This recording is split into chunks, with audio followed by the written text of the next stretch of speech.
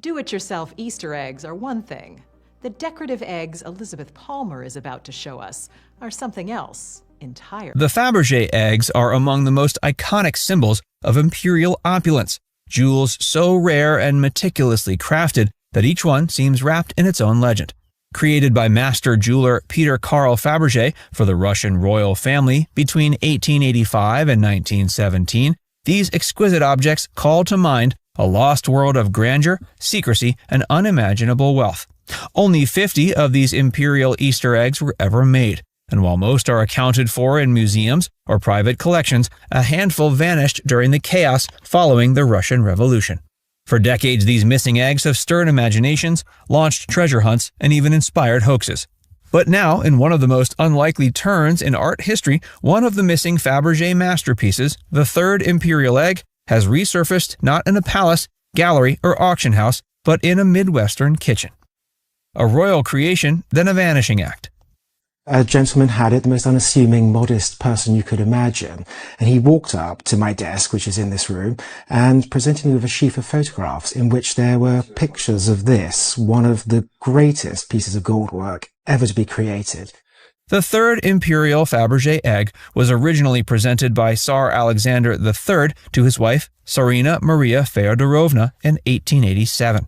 Crafted in secrecy, as was customary with all Fabergé creations, the egg was part of a series of ornate Easter gifts designed not merely as luxury items, but as intimate royal keepsakes. This particular egg stood just over 3 inches tall and was perched on an elaborate gold stand with lion paw feet. 3 sapphire cabochons suspended golden garlands around the delicate structure, and a diamond served as its intricate opening mechanism.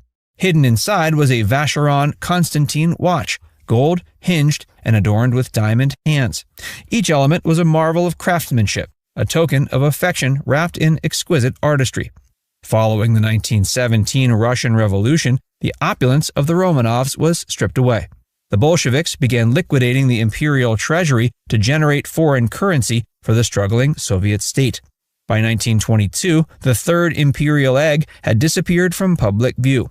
It was listed for sale, but never reliably tracked afterward, eventually becoming one of 8 missing imperial eggs whose whereabouts were unknown.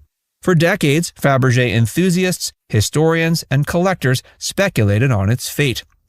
It wasn't until 2011 that researchers at Fabergé connected the dots, recognizing the egg in a 1964 auction catalog and publishing articles to reignite the search. The Daily Telegraph's report described a frantic hunt for the priceless relic, breathing new life into a mystery that had confounded art experts for generations.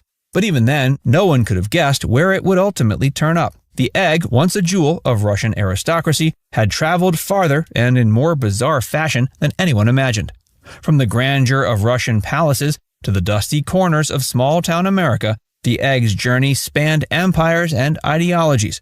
Its survival, even in obscurity, is a story in itself. From junk drawer to jewel box. To find one of them is the luck of not just one lifetime, but 1,000 lifetimes, and he had found one. These are the things we hunt all day, every day, and to be presented with one was the most sort of spine-tinglingly exciting moment. The man who stumbled upon the egg had no idea of its staggering value. Hailing from the American Midwest, he made his living scavenging estate sales and rummage markets for objects he could flip for quick cash.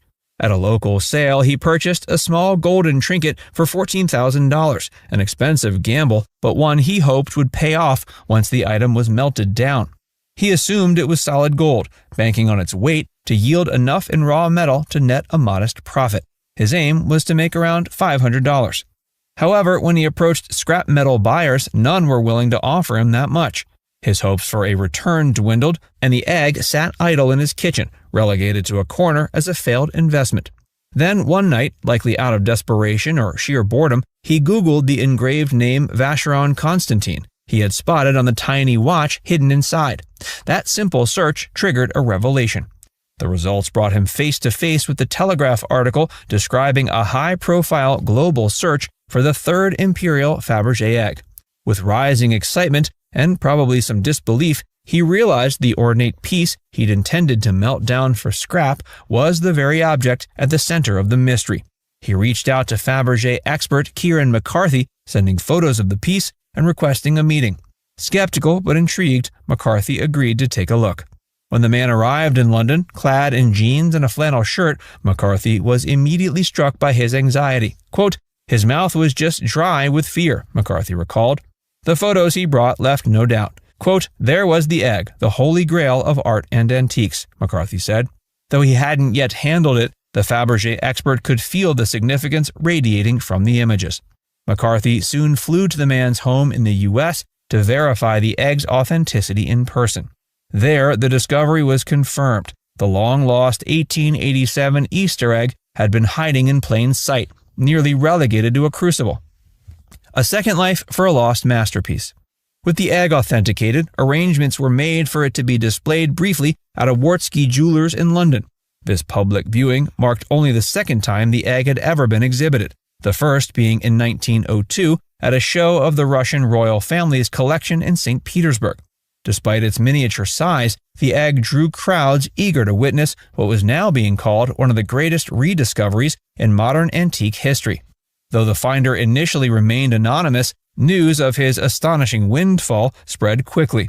The estimated value of the egg was placed at around $33 million. The discovery captured imaginations around the world, not just because of the price tag, but because of the sheer improbability of its survival and rediscovery.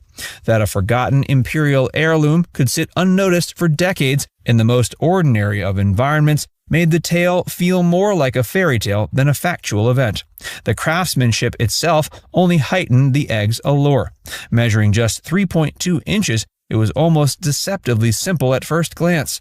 Yet every detail, from the placement of the sapphires to the concealed Vacheron Constantin timepiece, embodied the excellence that had made Fabergé's name legendary. McCarthy described how the Russian aristocracy was so accustomed to opulence that only the most inventive artistry could impress them. The egg, with its hidden surprise, embodied that expectation. And that's perhaps why this rediscovery mattered so much. It wasn't merely about monetary value or historical significance. It was about the recovery of something exquisitely human, the desire to create beauty simply because it can be done. The mystery of the missing eggs. Of the original 50 Imperial Fabergé eggs created, 42 are accounted for in museums and private collections. That still leaves 8 missing, each of them a potential treasure hiding in plain sight. Some, like the third Imperial egg, are believed to have been sold off during the post-revolution years, often at absurdly low prices. Others are feared destroyed, casualties of time, war, or neglect. 2 other eggs are still suspected to exist, based on vague mentions in auction catalogs or estate documents. The other 5 are likely lost forever, with no records surviving after the Russian Revolution. But each time one resurfaces, as the third egg did, it breathes new hope into the possibility that more might still be out there. Not all leads pan out. In 2022, a suspected Fabergé egg was found aboard a seized superyacht belonging to Russian oligarch Eduard Kudenitov. The object was examined, only to be declared a forgery. Still, even a false alarm sends a ripple of excitement through the community of Fabergé collectors and historians. The idea that a missing egg could be hiding in someone's home or storage unit is enough to keep the search alive. Now it's time to hear from you. Do you think we'll ever find the missing eggs? Let us know in the comments section below.